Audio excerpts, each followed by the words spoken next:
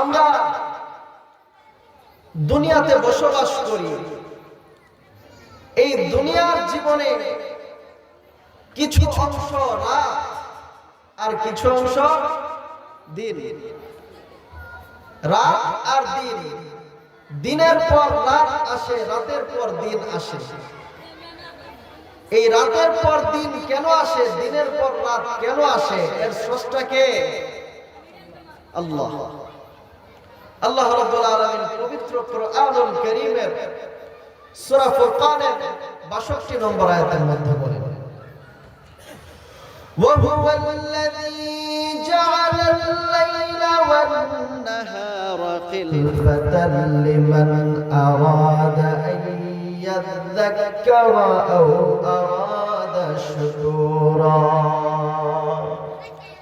আল্লাহ রাব্বুল আলামিন বলেন, ও জগতের মানুষের দলেরা, তোমরা শুনে রাখো, আল্লাহ হচ্ছেন এমন এক স্রষ্টা, আল্লাহ হচ্ছেন এমন এক সত্তা, যিনি রাত আর দিনকে সৃষ্টি করেছেন। রাত আর দিনকে সৃষ্টি করেছেন কেমন ভাবে? আল্লাহ বলেন খিলফা, একটিকে আরেকটির অনুগামী করে সৃষ্টি করেছেন। রাতের পর দিন আসে, দিনের পর রাত, এটা আল্লাহ তাআলার হুকুমে। আল্লাহ বলেন খিলফা, আমি আল্লাহ একটিকে আরেকটিকে অনুগামী করে সৃষ্টি করেছি। তারপরে আল্লাহ বলেন কেন এমন করে সৃষ্টি করেছেন? লিমান আরাদা আইয়াযাক্কারা আও আরাদা শুকুরা, যেন ঈমানদার বান্দারা আল্লাহর জিকির করতে পারে অথবা আল্লাহর শুকরিয়া আদায় করতে পারে। আর আসতে বলেন সুবহানাল্লাহ। দিনের পর রাত আসে, রাতের পর দিন, তারপর আসে আবার সপ্তাহ, সপ্তাহের পরে আসে মাস, মাসের পরে বৎসর, আবার প্রত্যেকটা বৎসর 12 মাসে, কয় মাসে? কয় মাসে? 12 মাসে এক বৎসর। এটা আপনার আমার হিসাবে 12 মাসে এক বৎসর, আবার আল্লাহ তাআলার হিসাবেও 12 মাসে এক বৎসর। আল্লাহ রাব্বুল আলামিন কোরআনে কারীমের মধ্যে সূরা তাওবার ৩৬ নম্বর আয়াতের মধ্যে বলেন, ইন্না ইদ্দাতাশ শুহুরি ইনদাল্লাহি 12 শাহরান ফি কিতাবিল্লাহি ইয়াওমা খালাকাস সামাওয়াতি ওয়াল আরদ মিনহা আরবাআতুন হুরুম ذلك الدين القيم فلا تظلموا فيهن أنفسكم। আল্লাহ রাব্বুল আলামিন বলেন, ও জগতের মানুষের দলেরা, তোমরা শুনে রাখো, নিশ্চয়ই আমি আল্লাহ যেদিন আসমান জমিন সৃষ্টি করেছি, সেদিন থেকে আমি আল্লাহর হিসেবে 12 মাসে এক বৎসর। ওই 12টি মাসের মধ্যে মিনহা আরবাআতুন হুরুম, ওই 12টি মাসের মধ্যে 4টা মাস আছে সম্মানিত মাস। 12 মাসে এক বৎসর, সেটা আল্লাহর হিসাবে। আর এই হিসাব আল্লাহর কাছে যেদিন আল্লাহ আসমান জমিন সৃষ্টি করেছেন সেদিন থেকে। সুবহানাল্লাহ বলার দরকার নাই। ওই 12টা মাসের মধ্যে আবার 4টা মাসকে আল্লাহ বিশেষভাবে সম্মানিত করেছেন। কয়টা মাসকে? 4টা মাস। আল্লাহ বলেন যালিকাদ দীনুল কাইয়্যিম, এটাই হচ্ছে সরল বিধান, এটাই আমি আল্লাহর বিধান। আল্লাহ তাআলা এমন এক সত্তা, আল্লাহ তাআলার কথার কোনো পরিবর্তন নাই। লা তাবদীলা লিকালিমাতিল্লাহ, আল্লাহ তাআলার কালিমার মধ্যে, আল্লাহ তাআলার বার্তার মধ্যে কোনো পরিবর্তন নাই। ওয়ামান আসদাকু মিনাল্লাহি কিলা, আল্লাহর চাইতে বড় সত্যবাদী আর কে হতে পারে? ওয়ামান আসদাকু মিনাল্লাহি হাদিসা, আল্লাহর কথার চাইতে সত্য কথা আর কারো কথা বেশি হতে পারে না। আল্লাহর কথার চাইতে বড় সত্যবাদী, আল্লাহর কথার চাইতে বেশি সত্য কথা অন্য কারো হতে পারে? আল্লাহ বলেন যালিকাদ দীনুল কাইয়্যিম, এটাই হচ্ছে সরল বিধান, এটাই হচ্ছে আমি আল্লাহর বিধান। ফালা তাযলিমু ফীহিন্না আনফুসাকুম, বান্দারে এই সম্মানিত মাসগুলোতে তোমরা নিজেদের প্রতি জুলুম করো না। জোরে বলেন সুবহানাল্লাহ। এখন আল্লাহ যে বললেন 12 মাসে এক বছর, ওই 12 মাসের মধ্যে সম্মানিত মাস 4টা। এখন ওই 4টা মাস কি কি? জানুয়ারি, ফেব্রুয়ারি, মার্চ, নাকি? জানুয়ারি, ফেব্রুয়ারি, মার্চ এগুলা আমাদের পরিভাষা, কিন্তু ইসলামের একটা বিধান আছে। ইসলামের দৃষ্টিতে আরবি মাসের হিসাব, কোন মাসের হিসাব? আরবি মাস। ওই আরবি মাসের হিসাব রাখা প্রত্যেকটা মুমিন মুসলমানের জন্য এটা ফরজ, এটা ফরজে কিফায়া। যদি কোনো মুসলমান আরবি মাসের হিসাব না রাখে তাহলে সবাই গুনাহগার, এটা ফরজ বিধান। আর আরবি মাসের হিসাবে আল্লাহ তাআলার কাছে আসমান জমিন সৃষ্টির দিন থেকে।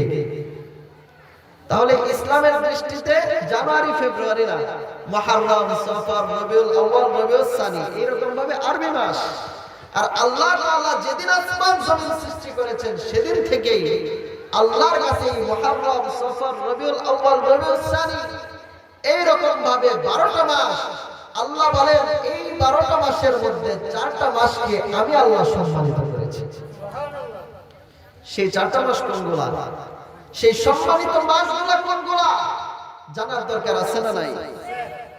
হাদিস শরীফের মধ্যে এসেছে, বিখ্যাত হাদিসের কিতাব সহিহুল বুখারী 3197 নম্বর হাদিস।